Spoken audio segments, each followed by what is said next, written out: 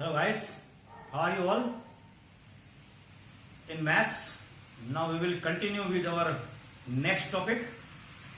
Actually we did slopes, slope of the parallel line m1 is equal to m2, the perpendicular slopes m1 m2 equal to -1. Okay guys, the angle between two lines tan alpha equal to mod of m1 minus m2 divided by 1 plus m1 m2. अगर कोई दो points दिए हो तो हम slope किस तरीके से निकालते हैं, तो y2 minus y1 divided by x2 minus x1. And then we have seen the different type of the lines, correct.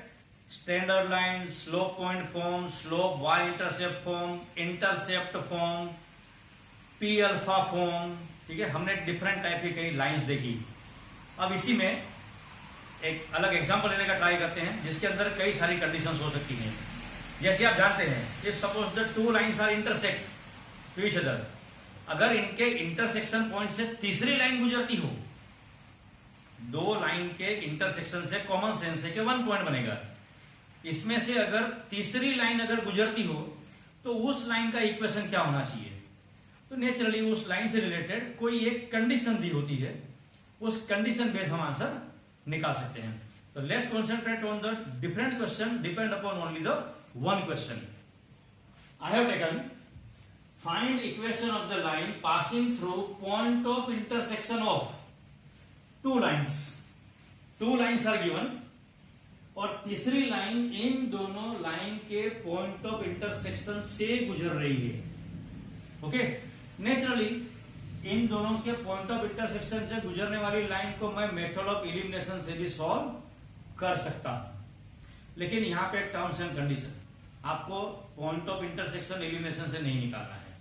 Now I return and dash dash dash. अब कंडीशन एक बार चेक करके देख लेते हैं कि बाकी के क्वेश्चन जो है वो आप लोग सोल्व करना. सबसे पहले will write required equation of line is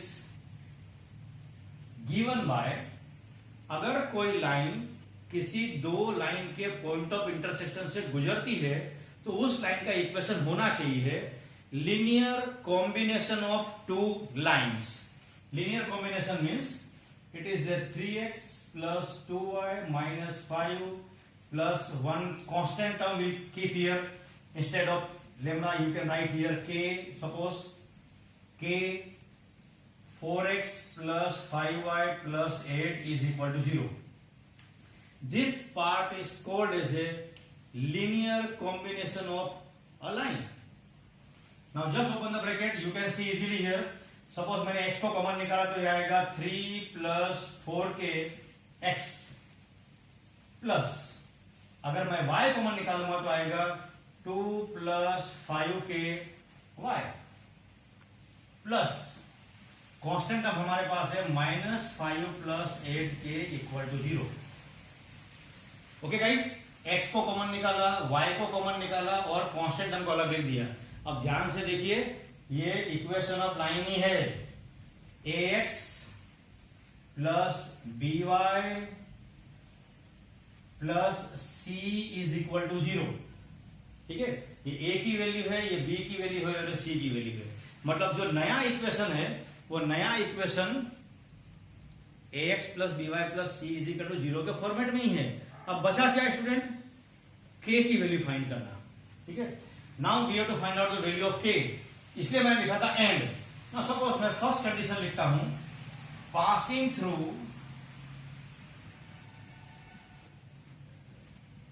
1 2. जो मैंने एंड लिखा है उसकी जगह ये था कि this and this and passing through 1 2 find the equation of line. अगर ये लाइन 1 2 से पास हो रही है, इसका मतलब क्या है स्टूडेंट, x की वैल्यू 1 है और y की वैल्यू 2 है. तो मैं यहां पर x और y की वैल्यू सब्स्टिट्यूट करने के बाद k की वैल्यू फाइंड कर सकता हूं. तो जितनी भी कंडीशन है इन सब कंडीशन में मुझे k की वैल्यू निकालनी है. वापस हम k की वैल्यू सब्स्टिट्यूट क्या कर देंगे, इसी इक्वेशन में कर देंगे, तो मुझे रिक्वायर्ड इक्वेशन मिल जाएगा. आप समझ रहे मैं क्या कह रहा हूं, x की वैल्यू मुझे 1 पुट करनी है और y की वैल्यू मुझे 2 पुट करनी है, 1 और 2 वैल्यू पुट करने पर मुझे सॉल्व करने पर किसकी वैल्यू मिलेगी स्टूडेंट? के की वैल्यू मिलेगी, और वो के की वैल्यू फिर दोबारा मुझे सब्स्टिट्यूट कर देनी है इसी इक्वेशन में, तो आपके पास इक्वेशन आ जाएगा। जैसे आपने लिखा कि 1 तो 3 plus 4k plus 4 plus 10k minus 5 plus 8k is equal to 0, आपको के की वैल्यू मिल गई। Substitute the value of K again, तो आपको के की वैल्यू हमेशा कहां सब्स्टिट्यूट करनी है? इस इक्वेशन में पुट करनी है, तो आपको फाइनल इक्वेशन मिल जाएगा। ये आपको वर्कआउट करके देना है मुझे। ऐसा भी हो सकता है, second, the line is parallel to 7x plus 5y minus 8 is equal to 0। ये जो रिक्वायर्ड इक्वेशन ऑफ लाइन है, जो पॉइंट ऑफ इंटरसेक्शन से गुजर रही थी, and parallel to this line. अब जब पैरेलल हो तो क्या होता है? हमें पता है कि पैरेलल का मतलब होता है m1 is equal to m2। यहां आपको m1 की वैल्यू दिख रही है -7/5, ना नहीं कहना स्टूडेंट्स, -a/b। लेकिन इस लाइन का स्लोप कितना है? तो -3 plus 4k divided by 2 plus 5k। Parallel to this line, parallel का मतलब था अपने स्टार्टिंग पॉइंट में ही m1 equal to m2, m1 equal to m2 लेके मैंने सोल्व किया। तो अब इसके क्रॉस मल्टीप्लाई कैसे, किसकी वैल्यू मिलेगी स्टूडेंट? k की वैल्यू मिलेगी। ये k की वैल्यू आपको सब्स्टिट्यूट करनी है वापस, यहां पर आपको इक्वेशन मिल जाएगा। और ध्यान से देखिएगा, उस इक्वेशन का स्लोप उतना ही होगा, -7/5। थर्ड, अगर ऐसा लिखा हो perpendicular to 3x minus 4y equal to 7। Perpendicular, perpendicular का मतलब होता है student m1 m2 equal to -1। अब m1 यहां पे कितना है? 3/4। m1 is 3/4। What is m2? m2 is -3 plus 4k divided by 2 plus 5k equal to -1। इसके भी क्रॉस मल्टीप्लिकेशन से किसकी वैल्यू मिलेगी स्टूडेंट्स? के की वैल्यू मिलेगी। वापस के की वैल्यू हम कहां सब्स्टिट्यूट कर देंगे? इक्वेशन में पुट कर देंगे, हमें इक्वेशन मिल जाएगा। That is the third condition. Fourth condition, parallel to x axis, find the equation of line passing through point of intersection and parallel to x axis. अगर कोई लाइन x एक्सिस के parallel है, इसका मतलब यह है कि उसमें से y का कोऑर्डिनेट है, समझे? x एक्सिस के अगर कोई लाइन पैरेलल है, मतलब उसमें सिर्फ y का कोऑर्डिनेट है, मतलब उसमें a नहीं है। a नहीं है मतलब इसका मतलब यह हुआ कि इसमें a की वैल्यू 0 है। ax plus by plus c is equal to 0। अगर मैं a को 0 लिख देता हूं तो खाली बचेगा by इक्वल टू c, मतलब y equal to c/b। y equal to c/b मतलब खाली y की लाइन मुझे मिली, ओके, x मुझे नहीं मिलेगा। a equal to 0, student a क्या है? 3 प्लस 4k इक्वल टू 0। देखिए मुझे यहाँ पे k की वैल्यू मिल गई -3/4, k की वैल्यू -3/4 पुट करके आप इक्वेशन ऑफ लाइन निकाल सकते हैं। नेक्स्ट हो सकता है पैरेलल टू y एक्सिस, मतलब कि b इज इक्वल टू 0 होना चाहिए। Parallel to y axis, y axis की अगर कोई लाइन पैरेलल है, इसका मतलब उसमें y का कोऑर्डिनेट नहीं है, सिर्फ x का कोऑर्डिनेट है। x is equal to 3, x is equal to 5, तो y का कोऑर्डिनेट नहीं है, मतलब b 0 है। b 0 है तो यहाँ पे b क्या है? 2 plus 5k is equal to 0। 2 plus 5k, मुझे यहां से k की वैल्यू मिल जाएगी -2/5। k की वैल्यू यहां पर सब्स्टिट्यूट करके आप आंसर निकाल सकते हैं, करेक्ट। ये भी हो सकता है इक्वल इंटरसेप्ट और angle.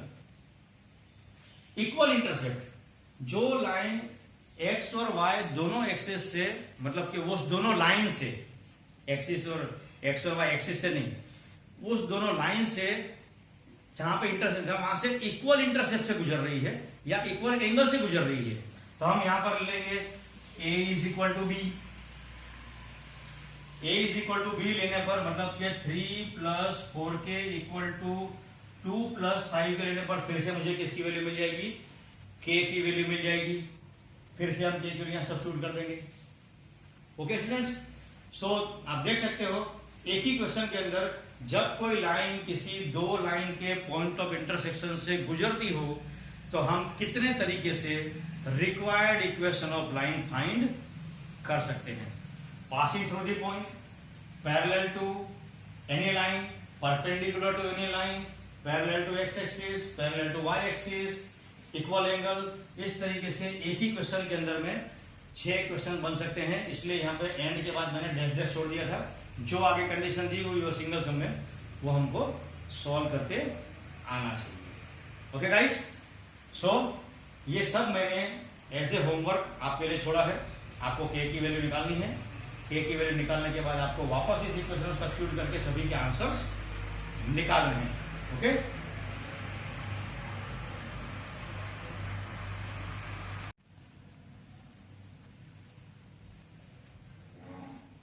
now we'll think about one more question.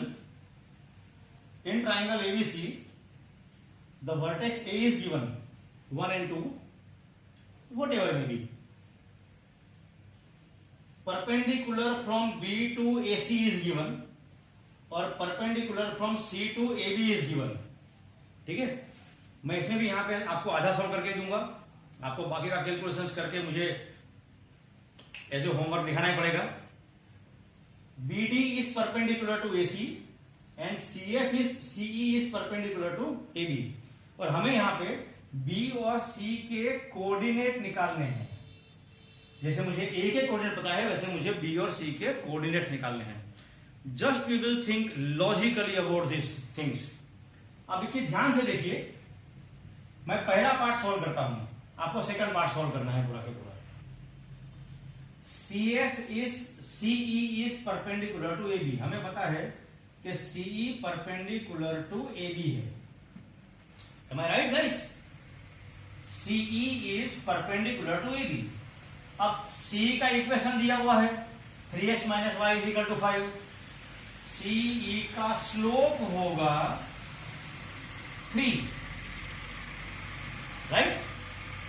The slope of CE is 3 क्योंकि मुझे CE का इक्वेशन दिया हुआ है। AB का इक्वेशन क्या होगा? AB का स्लोप क्या होगा? तो AB का स्लोप होगा -1/3 बिकॉज m1 m2 = -1 परपेंडिकुलरली। हमें AB का स्लोप भी लिया, लेकिन मुझे A पॉइंट तो पता है, A पॉइंट है 1, 2। ठीक है, अब आपको पता है कि जब किसी इक्वेशन में पॉइंट और स्लोप पता हो तो हम AB का इक्वेशन निकाल सकते हैं y - y1 = mx - x1, y - 2 = -1/3x - x1, 3y - 6 = -x + 1 और x + 3y = 7, इक्वेशन नंबर 1। देखिए ध्यान से, AB का CE का स्लोप पता था इसलिए मैंने AB का स्लोप लिख दिया उल्टा करके। AB इक्वेशन में मुझे A पॉइंट पता है और हमारे पास ये इक्वेशन ऑफ लाइन है स्लोप पॉइंट फॉर्म, उसकी वजह से मैंने AB का इक्वेशन निकाल दिया। ध्यान से देखिए, BD का इक्वेशन मुझे पता है x + 2y = 3, x + 2y = 3। अब कॉमन सेंस है, AB एंड DB आपस में कहां टकरा रहे हैं? B पर। इन दोनों के एलिमिनेशन से मुझे किसका आंसर मिलेगा? B का। ये आपको फाइंड करना है मेथड ऑफ एलिमिनेशन से। ओके, ध्यान से फिर से एक बार, BD का इक्वेशन दिया हुआ था x + 2y = 3 और मैंने AB का इक्वेशन निकाला x + 3y = 7। ओके गाइस, तो इन दोनों के एलिमिनेशन से मुझे किसका पॉइंट मिला? B पॉइंट मिला। मुझे B ही फाइंड करना था। ओके, अब सेकंड पॉइंट, इसका सेकंड में रिलेशन नहीं है, ये सब मैं खाली रखूंगा जो आपको सॉल्व करना है। Now see that what is the slope of BD? The slope of BD, तो BD का स्लोप पहले हम ये लिख देते हैं, BD is perpendicular to AC, BD perpendicular to AC, BD का स्लोप है -1/2। इसका मतलब AC का स्लोप हुआ 2 और मुझे एक पॉइंट पता है 1 2, तो फिर से y minus y1 equal to M X minus x1। जो इक्वेशन यहां से मिलेगा उसको किसके साथ सॉल्व करोगे? AC वाली लाइन EC वाली लाइन से टकराएगी तो कौन सा पॉइंट मिलेगा? You will get the point C. So when the two perpendiculars are given by this method, you can get the value of coordinate of B and C if these two are perpendicular to each other. Okay guys, मुझे B और C के coordinate का answer चाहिए, right? Ready? Do it.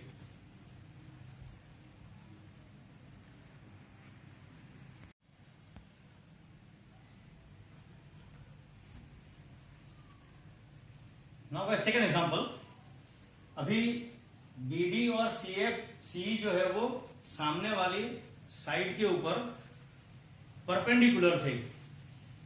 Okay, now मान लो कि BD जो है वो मीडियन है। मीडियन का मतलब होता है जो सामने वाली साइड पे जाकर के मिड पॉइंट बनाता हो। ओके गाइस, और CE भी मीडियन है, मतलब E जो है वो AB का मिड पॉइंट है और D जो है वो AC का मिड पॉइंट है। अब मिड पॉइंट हम लोगों ने 10th स्टैंडर्ड में स्टडी किया ही है। Okay, x1 plus x2 divide by 2 and y1 plus y2 divided by 2 Cartesian coordinate geometry के अंदर। तो अब स्लोप बेस्ड हम लोग नहीं चलेंगे। स्लोप बेस्ड कहां पे काम आता है?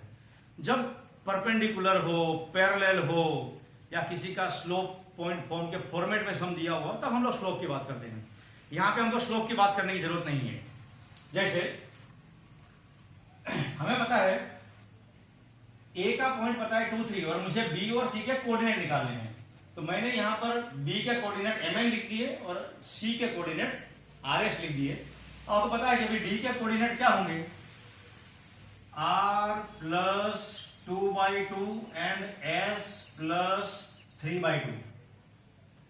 First plus first divide by 2 and second plus second divided by 2। E के कोऑर्डिनेट क्या होंगे? कुछ तो लोग बोलेंगे ना, सर आता है हमको, निकालने दो।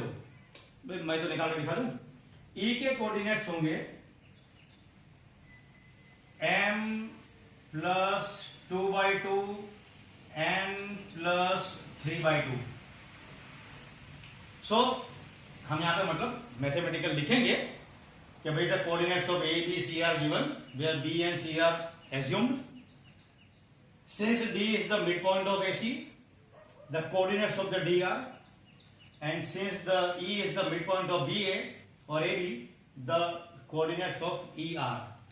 अब आप ध्यान से देखिए, हम समझ लो पहले B और D लाइन की बात करते हैं।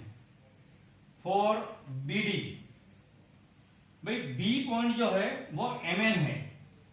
इसका मतलब मैं जो BD की लाइन दी हुई है, BD की लाइन मुझे दी हुई है x plus 2y equal to 3।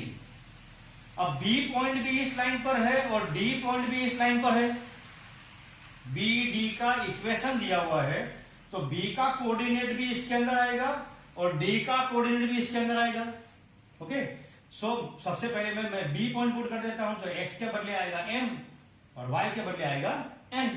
तो मुझे यहां पे इक्वेशन मिलेगा m plus 2n equal to 3, equation number 1। लेकिन D पॉइंट भी तो इसके अंदर है, x के बदले क्या है? r plus 2/2 plus 2 times s plus 3/2 is equal to 3। सब ब्रैकेट खोल देते हैं, सबको 2 से इंटू करके। r plus 2 plus 2s plus 6 is equal to 6। ये 2 जा, इस 2 को मैं यहां जाके लेके चले गया। So r plus 2s is equal to -2, equation number 2। B point भी इस लाइन पे था और D पॉइंट भी इसी लाइन पे था, तो हमको 2 इक्वेशन मिल गए। अब आप सोच रहे होंगे, yes sir, now you will talk about the C line. C point भी इस लाइन पर है, इसका मतलब कि फॉर CE द इक्वेशन हमारे पास है 2x minus Y is equal to 2।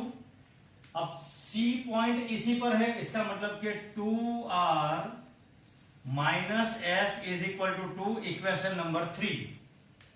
x और y के बदले मैंने r और s सब्स्टिट्यूट कर दिया, लेकिन E पॉइंट भी इसी के ऊपर था, इसी लाइन के ऊपर था।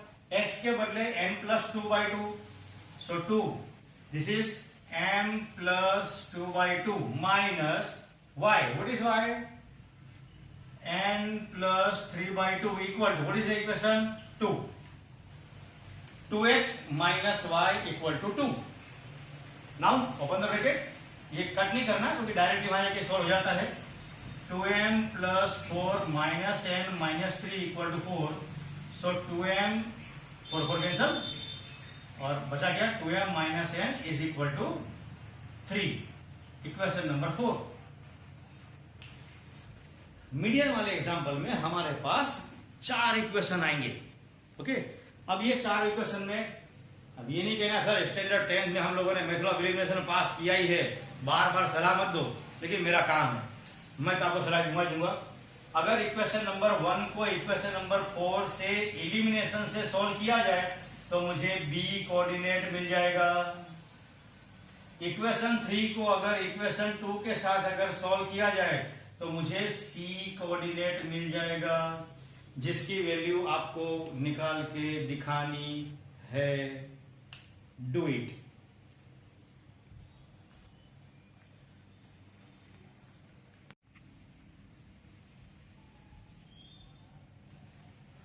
Now we have taken the 2 example. Find the perpendicular distance from any point to the line. अब इसका मतलब ये है कि सपोज यहां पर कोई लाइन दी हुई है 3x plus 4y equal to 7 और यहां पर एक पॉइंट है 3, 1, तो उस पॉइंट से इस लाइन तक का परपेंडिकुलर डिस्टेंस कितना होगा।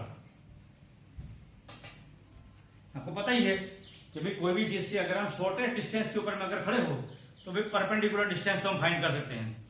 सो there is a typical formula for this, find out the perpendicular distance from point to the line, and the formula is am is equal to ax1 plus by1 plus c divided by root of a square plus b square, जिसमें x1 y1 का मतलब है 3 and 1 और a और b का मतलब है 3 and 4। We'll just substitute the value here and the mode because the distance never be negative. So it is 3 and this is 3 plus b is equal to 4 and this is 1 and plus c, लेकिन 7 इस तरफ आएगा, so -7 और थोड़ा easy करने के लिए इसको 9 ले लेते हैं ताकि आपको लगे कि आंसर 0 ना आए, इसीलिए 3x plus 4y is equal 9 -9 divided by root of a square plus b square, 3 square plus 4 square, 3 3 या 9, 9 and cancel, so it is 4 divided by Pythagoras theorem, 9 plus 16 25 divided by, so 4 by 5. The perpendicular distance from point to line, remember this formula to find out the perpendicular distance from point to the line. Now it may be possible that 2 parallel lines are there. 2 parallel line के बीच में formula क्या हो सकता है? So see that these 2 are the parallel lines. अब कैसे पता चलेगा पैरेलल लाइन है? इसका स्लोप है -3/4 और ध्यान से देखिए इसका स्लोप भी है -3/4 भाई, लेकिन दोनों इक्वेशन में x और y के सामने के कोएफिशिएंट इक्वल नहीं है जो आपको लाने हैं, तो मैं पहले इक्वेशन को 2 से इंटू कर देता हूं। 6x plus 8y is equal to 4। Now perpendicular distance between 2 parallel line given by p is equal to c minus c dash divide by root of a square plus b square. अब यहां c का मतलब क्या है?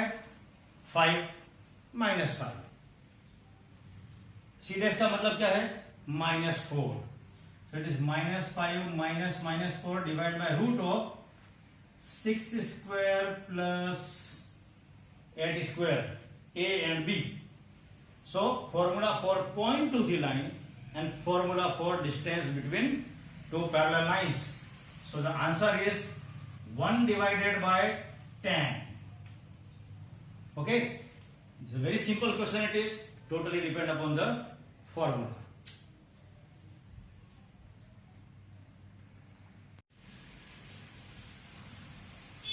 Now students, let's one more example. One more. इस पर से एक चीज याद आ गई मुझे, ठीक है, बुरा नहीं मानना। वो एक कहावत है, जंगल में मोर नाचा। जंगल मतलब क्या, वन और मोर। जंगल में मोर नाचा किसने देखा रे? जंगल मतलब वन और मोर। So let we have a one more question. Okay, इसका कोई रिलेशन नहीं है मैथ्स के साथ, जस्ट इट इज फन के लिए। If A line passing through 1 1 and it's perpendicular distance from origin is 1। यहां पे टिपिकल चीज पकड़ने जैसी है, परपेंडिकुलर डिस्टेंस फ्रॉम ओरिजिन। ये वर्ड आते ही हमको ये ख्याल आना चाहिए कि x cos alpha plus y sin alpha equal to 1 equal to p। Sorry, a line which intercept x and y axis making angle alpha with the x axis and whose perpendicular distance from origin is p. perpendicular distance from the origin, ये word आया तो आपको pick out करना है और याद आना चाहिए कि वो x cos alpha plus y sin alpha equal to p वाला इक्वेशन है।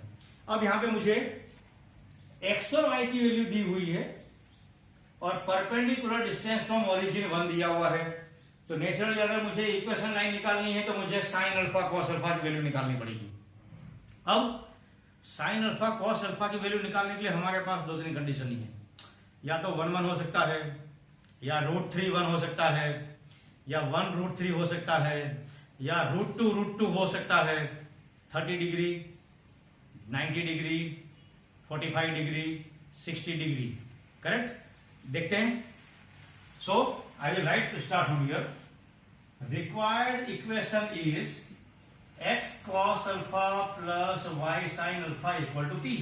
x is equal to 1, so cos alpha, y is equal to 1, so sin alpha, and p is given 1।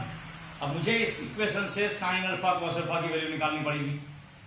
हम इजीली निकाल सकते हैं। sin अल्फा को उस तरफ लेके चले जाइए, तो cos alpha equal to 1 minus sine alpha and square both the side. दोनों बाजू आप स्क्वायर कर दीजिए। cos स्क्वायर अल्फा होता है 1 माइनस साइन स्क्वायर अल्फा। थोड़ा सा कॉनिक सेक्शन के अंदर में ट्रिग्नोमेट्री आ गया। ओके, सो 1 minus 2 sine alpha plus sine square alpha. Sine square alpha चले जाइए, so it is 2 sin square alpha minus 2 sin alpha equal to 0। तो ये 1 1 कैंसिल हो जाएगा और ये sin स्क्वायर वहां जाके प्लस हो गया था, 2 दोनों से कट गया। sin अल्फा को कॉमन निकाल लो तो ब्रैकेट में आएगा sin alpha minus 1 is equal to 0। तो एक तो आएगा sin अल्फा इक्वल टू 0 और दूसरा आएगा sin alpha equal to 1। Student, यहाँ जहां पे साइन अल्फा की वैल्यू 0 होती है वहां पे कॉस अल्फा की वैल्यू 1 होती है। जहां एक्स एक्सिस में साइन की वैल्यू 0 होगी, नेचुरली वहां पे कॉस की वैल्यू या तो 1 होगी या -1 होगी। Will write just positively, that is 1। और जहां साइन अल्फा की वैल्यू 1 होगी वहां पे कॉस अल्फा की वैल्यू कितनी होगी? 0 होगी, क्योंकि कॉनिक सेक्शन के अंदर हम लोग ट्रिग्नोमेट्री के बेसिक प्रिंसिपल पीरियड को लेकर के नहीं चलते हैं। ओके, तो या हमारे पास 2 इक्वेशन आ गए। रिक्वायर्ड इक्वेशन हमारे पास है, साइन अल्फा को अगर आप 0 पुट करोगे तो कॉस अल्फा को 1 ले लो, और कॉस अल्फा को 0 लेते हो तो साइन अल्फा को 1 ले लो, और इक्वल टू p की वैल्यू हमें 1 दी हुई है। इस क्वेश्चन को सोल्व करने के लिए मैंने यहां पे वैल्यू चेंज करके दी हुई है। बाद में √3 1 भी हम वैल्यू ले सकते हैं, 1/√2 1/√2 ले सकते हैं, और वैल्यू भी √2 ले सकते हैं। तो जब जैसे वैल्यू तुम्हें यहाँ पे फाइंड करने मिलेगी, तो समझ लो साइन अल्फा की वैल्यू √3/2 है, एक कॉमन सेंस। आपको फिलहाल अभी ये वैल्यू पुट ही करनी है। आप साइन अल्फा 0 पुट कर दो, कॉस अल्फा 1 पुट कर दो, तो x प्लस 0 इक्वल टू 1, मतलब x is equal to 1। Second equation आपको पुट करने की इच्छा है तो भाई x into 0 plus y into 1 is equal to 1, so y is equal to 1। तो हमारे पास दो इक्वेशन आ गए, either x is equal to 1 और y इज इक्वल टू 1। अगर यहाँ पे साइन अल्फा की वैल्यू √3/2 आई तो नेचुरली कॉस अल्फा की वैल्यू मैं लिखूंगा √3/2 होगा तो 1/2 लिखूंगा। अगर साइन अल्फा की वैल्यू 1/√2 आई मुझे कॉस अल्फा की वैल्यू 1/√2 ही लिखनी है, ठीक है, क्योंकि आपको टेन स्टैंडर्ड के बेस पे एंगल्स पता है। Okay guys, so this is the very important question. Pick out the sentence perpendicular distance from origin is. आपके दिमाग में आना चाहिए x cos alpha plus y sin alpha equal to p, and the few questions of assignment will be given to you tomorrow. Sorry, आज तो हम लोग good morning बोल चुके हैं, मतलब आज ही है। टुडे ज्यादा क्वेश्चन नहीं है, जस्ट एक बार देखिएगा and submit whatever time is given to you, ठीक है। Use this and use your sufficient time, be safe, be at home.